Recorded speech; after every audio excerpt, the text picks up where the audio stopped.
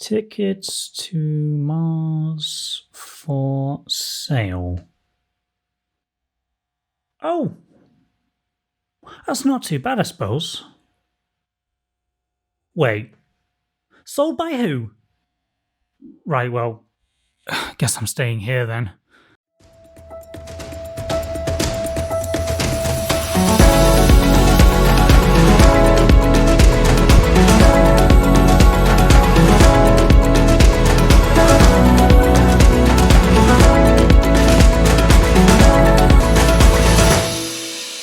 Hello and welcome back to the Arctic Beyond. Sorry for the break in regular uploads, I was as sick as a cat with a half-empty food bowl. So, how have you been? Ask me again in a couple of years, I'll let you know. It's safe to say a lot of important things have been happening, and the future of the Arctic is really up in the air at the moment. So let's try to answer the important question: how is a second Trump term going to affect the Arctic? There's lots of ways to consider the question, and we're not going to dive into every possible permutation of how that can come about. We're going to keep to a few important topics. What has Trump said he will do, and how did his last term affect the Arctic? The loudest statement that Trump has made about the Arctic on the campaign trail this year has been drill, drill, drill. And we will, right from day one, we're going to drill, drill, drill. Drill, baby, drill, drill. Drill, drill, drill. Fucking hurts doing a Trump impression. And I'm terrible at it, so, you know. Don't do it is the answer. By this he means opening up oil and gas developments in the Arctic Refuge National Park in Alaska. The idea of drilling in the Arctic Refuge is nothing new at all for the US. Second, we must continue, I believe, to safeguard the Arctic National Wildlife Refuge. Lawmakers there have been arguing about opening up oil and gas developments since the 1950s. Utilize the resources of the public lands, that we should explore opening the Arctic National Wildlife Refuge. It's been like a tennis match where a snowball is being served between Yosemite Sam and the Lorax. Since the 1950s, there's been almost 50 Republican attempts to open up oil and gas drilling there, and in 2017, Trump came within a whisker of succeeding. And if you remember, the governmental scenario at that time was similar to what America's going to be getting very soon. All three branches of government will be under Republican control, and that's how he was able to push it very, very close to going ahead. A bill got passed. It was part of a big tax relief bill that Trump got passed, and as part of the funding for that tax relief bill, a lot of the money of that was going to come through selling leases to private companies to drill in the Arctic Refuge. So the bill passed in 2017. It took 3 years for just the environmental assessments for the project to be completed. And well, those environmental assessments, they were the equivalent of finding some roadkill on the road and going, oh boy, school canteen's gonna love this. And in the dying days of Trump's term, the first ever auction for oil and gas leases in the Arctic Refuge National Park was held on, you're not gonna believe this, January 6th. Yeah, that January 6th. So at the same time that American democracy was being literally defecated on, the auction was going ahead. And theoretically the stage was set for, after 70 years of trying, drilling in the Arctic Refuge was a go. Except no one showed up. I wonder where they were. Anyway,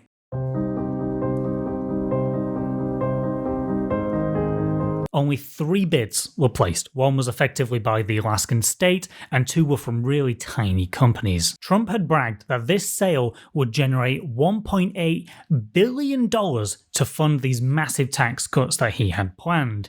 The sale ended up generating $14 million, less than 1% of what Trump bragged he would bring in. Yeah, that sounds about right. Then when Biden came fully into power, he cancelled those leases and has been bringing in a whole swathe of environmental protections in Alaska. And then the question is, how will those protections hold up? He's talked about Trump-proofing the Arctic, but is that actually possible? How will those protections hold up? Is Trump just going to do away with them as soon as possible? In one of Biden's final acts of power is about the next auction for oil and gas drilling. See, he was able to cancel those initial leases that were sold, but the bill that was put in place in 2017 makes him legally bound that he does have to hold another auction. So that's coming, nothing he can do to stop that. So what Biden has done is he's set the size of the land that's going for sale in the next auction, and he set it at the smallest size possible. Arctic Ocean off limits to new oil and gas development, period. So although Trump is inevitably going to push to restart drilling as soon as possible, we passed legislation opening the Arctic National Wildlife. At the very least, you can say that for the next few years, the amount of area that will be affected by oil and gas drilling in the Arctic refuge is as small as it possibly can be, which is really kind of a pretty hollow victory if you think about it. It's like if someone said, I'm going to stab you to death, and then they only stabbed you in the leg. Okay, you didn't get stabbed to death, but you still got stabbed in the leg, and that's gonna leave permanent damage. On my 6th birthday, my best friend at the time, Scott Tibbs, stabbed me with a rusty nail. I didn't tell you about that. But aside from drilling, that is just one aspect. I say that's the most vocal thing Trump's talked about. Drill, baby, drill. But how else might Trump's term affect the Arctic? Truthfully, the oil industry, when taken in isolation, I wouldn't call it the number one priority for Arctic health at the minute. The two areas which oil is of course linked to that are most important for the health and future of the Arctic are climate change and the military. The two funnest things to think about since Mary-Kate and Ashley did that crime spree. But I'm not going to spend my life on the run from people like Mary-Kate and Ashley out there. In climate change predictions, maybe invest in sandbags and those mini electric fans. In Trump's first term, he pulled the US out of the Paris Climate Accords, he called climate change fictional, he rolled back widespread environmental protections, including the reversal of protections for many Arctic animals as well. Wolverines, North Atlantic right whales, black bears, wolves, humpback whales. These are all animals that specifically felt the bite of the first Trump term, which, I mean, right, there's so much to be furious about, you know, in terms of the existential dread of how the future of things are going to look at, but there's something particularly infuriating about someone specifically going after wolverines. A fluffy little guy, weighs what, 15 kilograms, 30 pounds, stands about 1.5 feet tall at most, was made almost extinct by humans very recently, and through serious conservation efforts have got the population back to a few hundred. Okay, they're not out of control. There's a few hundred wolverines now in the US. That's it. I genuinely have to ask Trump, how is it that this animal that is outnumbered 20-1 by Dunkin' Donuts and is the size of a Cocker Spaniel needs to be hunted to extinction in order to preserve the sanctity of the US? There aren't hundreds of angry Hugh Jackmans running around, by the way. Those wolverines are endemic to Tasmania, and they're locked in a bitter war with the Tasmanian devil. Trump has also signalled he's going to stop investing in clean energy and pump even more money into fossil fuel subsidies, while also pulling out of conventions like the unconsenting women. I probably shouldn't have said that. The Arctic is already warming 4 times faster than the rest of the world, and bolstering the oil and gas industries, which of course release even more fossil fuels, which is only going to increase global warming and make the Arctic warm even faster. And it shouldn't come as a surprise that the warming of the Arctic is going to change the region and subsequently the world significantly in a way not been seen since Timothée Chalamet's cheekbones first graced the screen. Onto the military. I love war. Trump has been a vocal critic of NATO for years, calling any NATO member that spends under the target of 2% GDP on national defense as a viable target for Russia, saying that he won't defend any nation which is attacked which spends under this amount. Well, credit to Trump, that threat has worked, and since making that threat. 7 out of 8 of the Arctic NATO members are now spending above the 2% GDP target, with the only current holdout being Canada, who are on the way there, and as part of their recent military investments, they promised to build a missile defense shield which will cover much of the two countries as a little amuse-bouche. Europe really has been preparing for the US to not be at their side in the event of war, and the European Arctic has undergone a massive militarization in a way never ever seen before. In terms of national security, one area that Trump and Biden have actually been in agreement on is the need for icebreakers. You've crewed the Polar Star and heavy icebreakers. With the icebreakers, you need a lot of steel in those holes. The US Coast Guard has been laughably underfunded, especially when compared to the other branches of the military. The US actually only has 2 active icebreakers at the moment. Both were made when glam rock was considered rebellious in the 1970s. And for the last half century, the US has coasted, No pun intended, on 2 50-year-olds like the Star Wars franchise, dragging Mark Hamill and Harrison Ford onto another green screen and throwing money at them until they say something nostalgic. We have one more job for you. They very recently put a deal in place to get a 3rd icebreaker, buying it from a commercial source, but that's going to take at least 18 months to be active ready. And to put the fleet comparison into context, Austria has 2, Estonia and Kazakhstan have 3, China has 4, Canada has 23, and Russia has 40.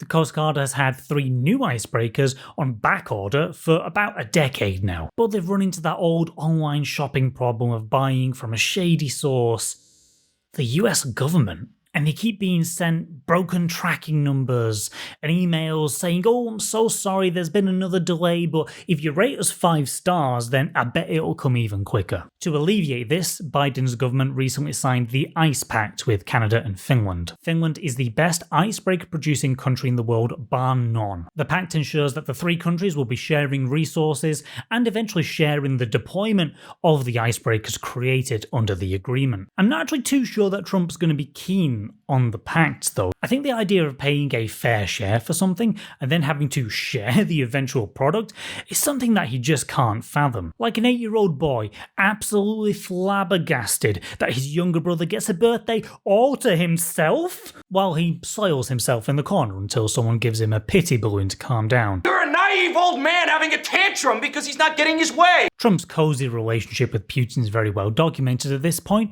but I'm curious how they're gonna be in this time that they've been on a break. We were on a break, okay? Because while they've been on a break, Putin has been down for China bad. It was a fling. It's fine. It was nothing. China has really seen in recent years just how valuable the Arctic is, just how much money and influence is waiting to be tapped in the Arctic, and it's taken full advantage of Russia's desperation for allies at the moment. There's Chinese military vessels and aircraft patrolling the Arctic like they've lost a contact lens and they can't go home without it, because if they don't find it, the mum's going to get the slipper out. Don't hit me anymore.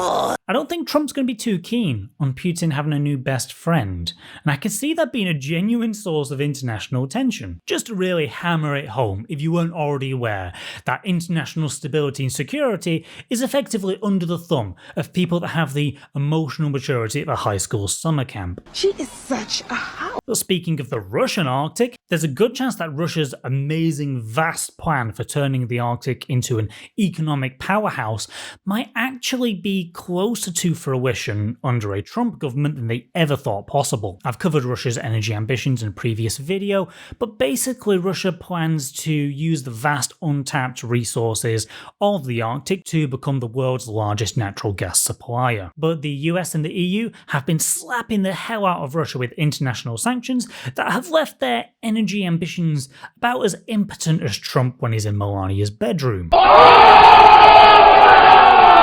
When Trump enters power, it's unclear whether he's going to try and actually remove any of the existing sanctions that Biden's government put into place, or he's just going to stop putting further ones in. Of course, I'm sure Russia would love for them just to take everything back, but I imagine that would be a real political firestorm to start his government with, so I reckon that Trump is just going to not punish them anymore, and seeing as Russia has basically been, every time they get sanctioned with something every time a company or a person or a ship or anything gets slapped with sanctions. They do just replace it until that gets sanctioned and so on and so on. So if no new sanctions come in, they can just do one more replacement of the things which have been sanctioned, and then they can probably operate at, if not full capacity, because EU sanctions will probably still go ahead, at much greater capacity than they ever have been. That could herald a new dawn for Russia's Arctic, where the once barren wasteland is replaced by these vibrant cities and the totally voluntary removal of the indigenous communities that have lived in the Russian Arctic for centuries and replacing them with totally willing Russian people. A great replacement theory people on YouTube, there's one to actually look at, like, going on, right? Like, there's a real one to look at, just so you know. Can you be more specific, or is this going to be a secret plan till after the election? Of course, when I said barren and desolate wasteland, that's not true in the slightest. I lied, I'm sorry. Siberia is home to vast tracts of permafrost, the most by far in the world. Again, I've covered more in detail about permafrost in previous videos, but permafrost has been the chill best friend of Earth for millennia. We got your back, bro. Holding back all sorts of crazy stuff like methane gas, zombie viruses, parasites, and a whole bunch of other fun stuff you wouldn't want to be breaking out on a first date. So paving over all of that to make room for the happiest city since late stage Pompeii doesn't seem like a very good idea. Well, what about Trump's relationship with other Arctic countries? How will his Arctic diplomacy be? Don't ask questions you don't want the answer to, buddy. Well, to get an idea, toward the end of Trump's first term, there was a meeting of the Arctic Council. The meeting was a bit of a formality, really. Every 5 years, the stewardship of the Arctic Council passes on to a different member of the Arctic Council. So in this meeting, it was passing on from Finland to Norway. It's a passing of the torch. It's, okay, we all agree that these general things in the Arctic need to be addressed. And okay, Norway, you get to make the brownies next time. It was 2019. Russia hadn't invaded Ukraine yet, again, and generally the council was its usual genial self. Then, Trump waddles in. And a string on the bottom, and you fold them forward and waddle them side to side. You see, the US and Canada have had a long-standing dispute over the Northwest Passage. That's the bit of Arctic Ocean kind of covering the top of Alaska and Canada. And the argument basically boils down to Canada says, we have full sovereignty over the Northwest Passage, and Alaska says, no, the Northwest Passage is international waters. Trump's representatives decided that this council meeting would be the perfect opportunity to throw a hissy fit over this Northwest Passage debacle. His representation decided that no, we're going to veto any sort of agreement between the council members that mentions climate change at all. Which, if you're talking about the Arctic, it's kind of hard to not mention climate change. And then, of course, because you can't put through a statement about the future of the Arctic without mentioning climate change. For the first time in the history of the Arctic Council, there was no agreement put forth about, okay, this is the way forward for the Arctic Council for the next 5 years. First time ever that was done, because Trump's administration threw a hissy fit about this argument over climate change and the Northwest Passage. Great diplomatic victory, absolutely just top-notch diplomacy there. My God, I'm good.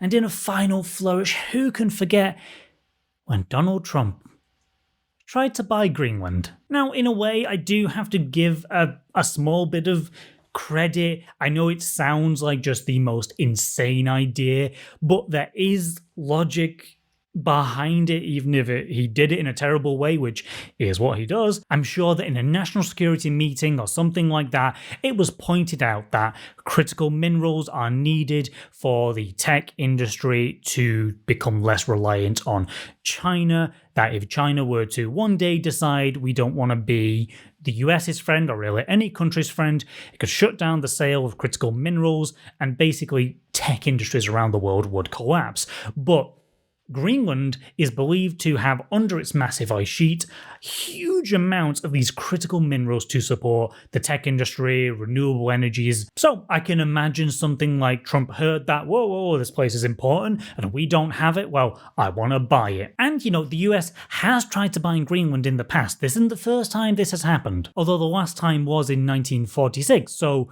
it's not like something anyone has thought was a good idea in 80 years. And then, about 80 years ago, the most curious thing happened. It was after World War II, during which the US had kind of invaded Greenland. And after the war ended, they offered Denmark the modern equivalent of what would be about $1 billion to buy Greenland from them, with the Joint Chief of Staff telling Denmark in the negotiations that Greenland was completely worthless to Denmark. Quick negotiation tip, buddy. Negging an empire doesn't really work. When the Goths told the Romans that red really wasn't their colour, the outcome ended up with a lot more red than there was before. At my signal, unleash hell. When Trump tried to buy Greenland this time, the response wasn't even close. Both the Danish and the Greenlandic people laughed the proposal out of the door. Greenland has a real independence movement, and the idea that they would want to swap one colonizer for another colonizer is honestly baffling. Although let's be clear to ourselves, Trump has never once considered that Greenlandic people exist, and probably just thinks that the whole place is a big freezer in a supermarket filled with ice cream or something. But that hasn't stopped Trump's allies from still thinking that this can be done. This idea hasn't stopped, which, let's be honest, this is just a piece of ego stroking that absolutely boils my blood. Oh, our overlord had an idea once. Maybe if I stake my entire reputation and career on making it seem like that's a good idea, I might get to sit on daddy's lap for a second if I twerk hard enough for the 51st state of Greenland. Unfortunately, there's a whole lot of wait and see. We can probably place pretty secure bets on international safety and security and environmental stability in the Arctic getting worse in the coming years. If you're in the US and you want to see damage in the Arctic limited, remember that in 2 years' time, you've got the midterms, you can try and do what happened last time with the Trump administration after 2 years. What was it? You took back the Senate? I think. I don't really remember, so I'm not an American political expert, as you can probably tell. I do think that Europe has woken up to a degree, and that is a good thing. They've realised that the US is not a reliable ally anymore, and that they have to be much more independently ability to support themselves. If you like the Arctic, then one recommendation I have for you is to visit soon, because it's probably going to be changing pretty quickly. Gee, that glacier is getting kind of close. I'd love it if you could subscribe to the channel, leave a comment about something, I don't know, normally I'll say, hey, leave a comment about this. I don't know, man, just leave a comment about something. Maybe a joke, cheer me up. Oh, hey, there you go. Leave a comment with a joke or something to cheer me up. That would be amazing. Like, subscribe, all those things. You have my warm thanks for spending what has ended up being a pretty long time with me today. Thanks for watching. I'll see you next time. Bye-bye.